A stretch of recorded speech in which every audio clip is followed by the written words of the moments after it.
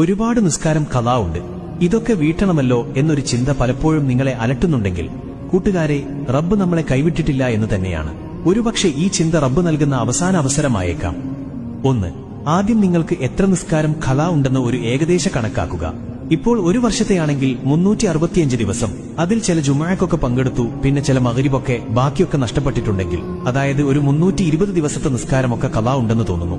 എങ്കിൽ നിങ്ങൾക്ക് എത്ര ദിവസമാണോ പോകാൻ ചാൻസ് ഉള്ളത് അതിന്റെ ഏകദേശ കണക്ക് ആദ്യം എടുക്കുക. 2. കിട്ടിയ കണക്ക് ഒരു പേപ്പറിലോ അല്ലെങ്കിൽ മൊബൈൽ ഫോണിലോ മറ്റോ എഴുതിയിട്ടോ ടൈപ്പ് ചെയ്തോ വെക്കുക. 3. ഇനി നിങ്ങൾ ഓരോന്നോരോന്നായി പൂർത്തിയാക്കുന്നതായിരിക്കും ഒന്നുകൂടി എളുപ്പം.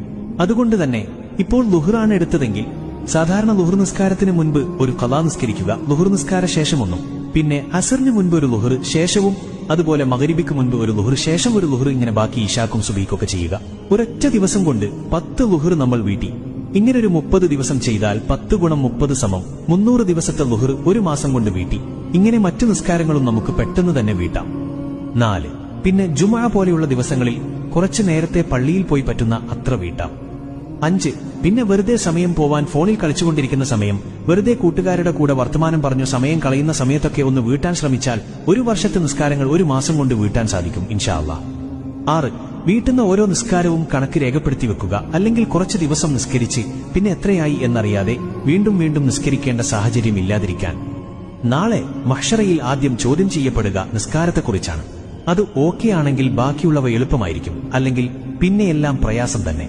റബ്ബ് കാക്കുമാറാകട്ടെ.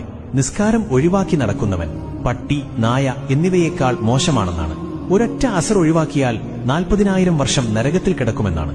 റബ്ബ് കാക്കുമാറാകട്ടെ. പരമാവധി ഈ വീഡിയോ കൂട്ടുകാരിലേക്കും ഷെയർ ചെയ്തു കൊടുക്കുക. നമ്മൾ കാരണം ഒരാൾ നന്മ ചെയ്താൽ അതിന്റെ പ്രതിഫലവും നമുക്കുണ്ടാകും. ഒരുപക്ഷെ നിങ്ങൾ കാരണം ഒരു വഖത്തെങ്കിലും ഖളാ വീട്ടിയാലോ, അല്ലെങ്കിൽ ഇനി ഖളാ ആയത് മുഴുവനും വീട്ടിയാലോ, പോയാൽ ഒരു ഷെയർ കിട്ടിയാൽ വലിയൊരു നന്മ. അപ്പോൾ ശരി, ഞാൻ പോയിട്ട് പിന്നെ വരാം ഇൻഷാ അല്ലാഹ്. നിങ്ങളുടെ ദുആയിൽ ഒരു ഗ്യാപ്പ് എനിക്കും തരാൻ മറക്കല്ലേ. അസ്സലാമു അലൈക്കും വറഹ്മത്തുള്ളാഹി വബറകാതുഹു. ഇതുപോലെയുള്ള അറിവുകൾക്കായി ഫോളോ ചെയ്യുകയും ചെയ്യണേ ഹബീബേ.